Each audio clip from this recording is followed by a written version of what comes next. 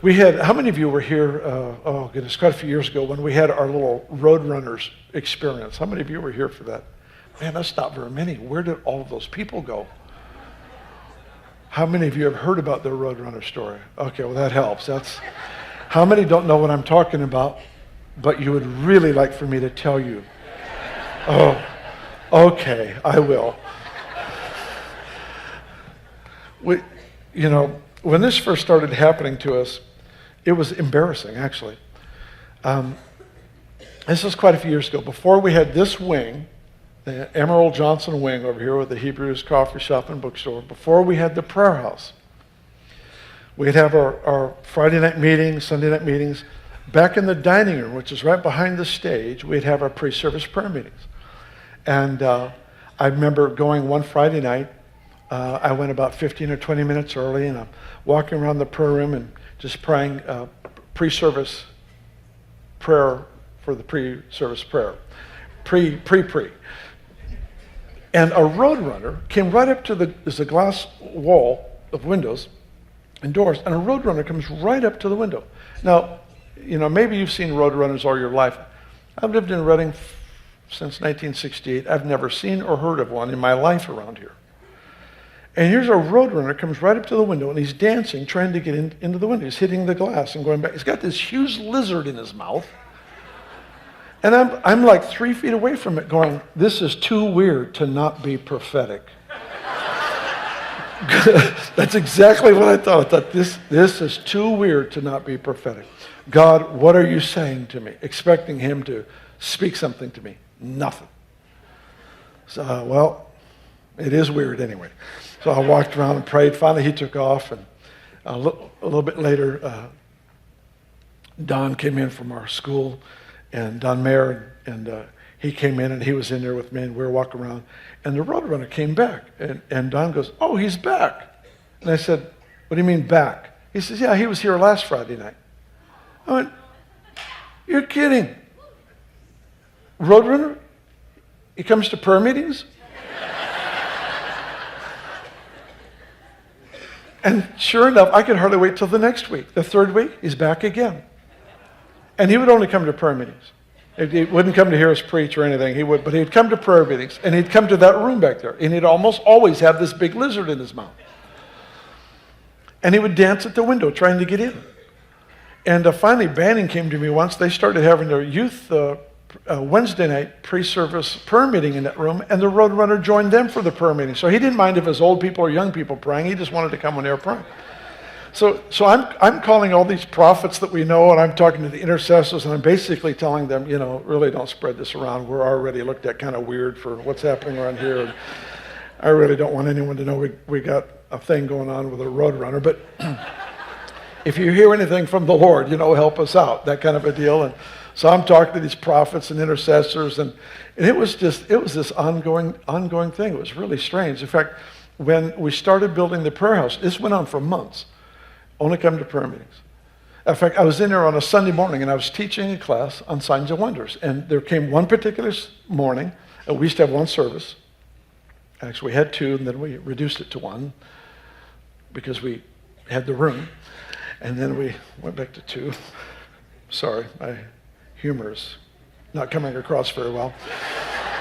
But before the service, we had classes, and so I was teaching a class on signs and wonders. And I happened to be up that Sunday morning. I started talking about signs that make you wonder, unusual experiences. Right on cue, the Roadrunner shows up. And my back is to the wall of windows. And that guy sitting in the front row goes, you mean him? And I turned around and went,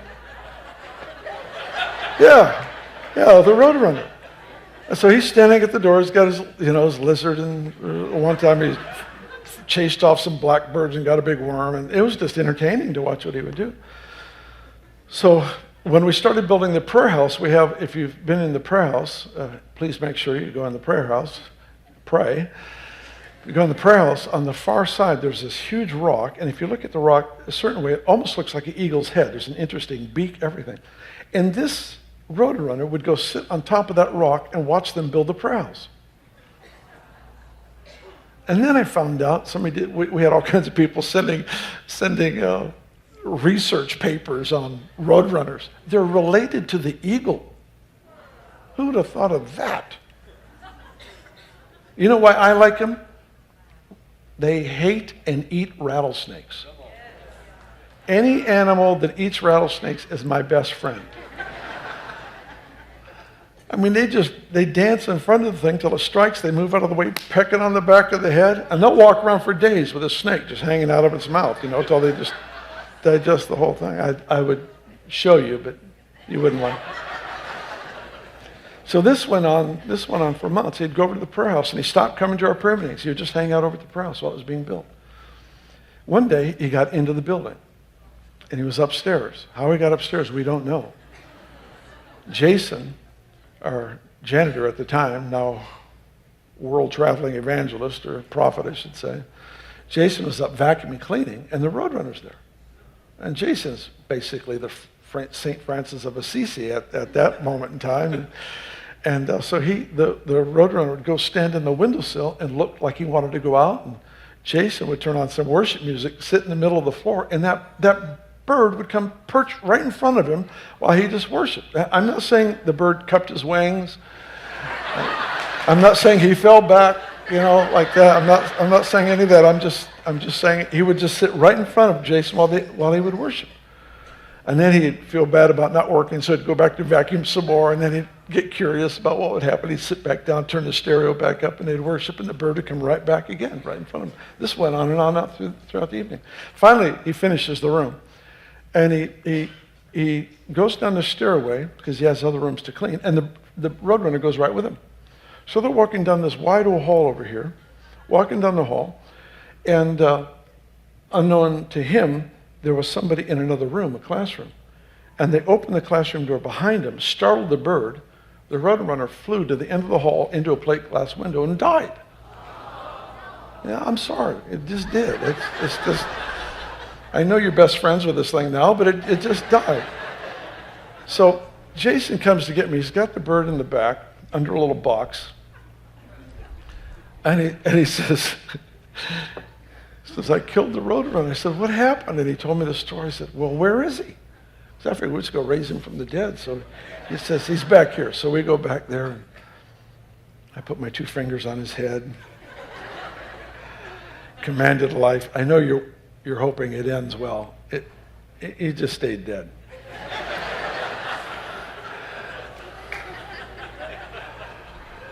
And it's weird. It's weird to have something like that in your life for months as a reminder of what God was doing. For months, and then have it dead. And so I went to my office. I said, God, what's this all about? Because I'm thinking it'd be a really cool ending to have this thing raised from the dead. I could get a real good prophecy out of that somehow. I could interpret it some way.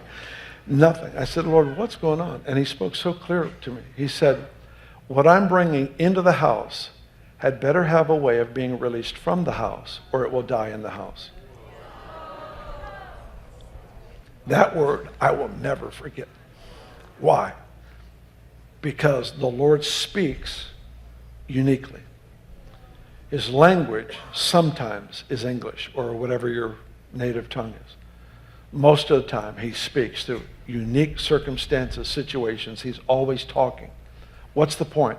That particular story already reinforced a value we had, but there was something so sharpened, there was an edge sharpened to everything that we did, because we realized everything that happens here has to be taken out, or it'll die here. That's why, week after week, we talk about praying for the people you work with your neighbors, your relatives, your family, laying hands on folks. We see it happen. It's the backbone of our school. Our school is training people how, in unusual places, to learn how to serve people and pray and to prophesy. And we hardly can ever have visitors come to town where they don't get prophesied over in a grocery store or a restaurant or something, because you've learned how to take stuff out of the house. What I'm saying this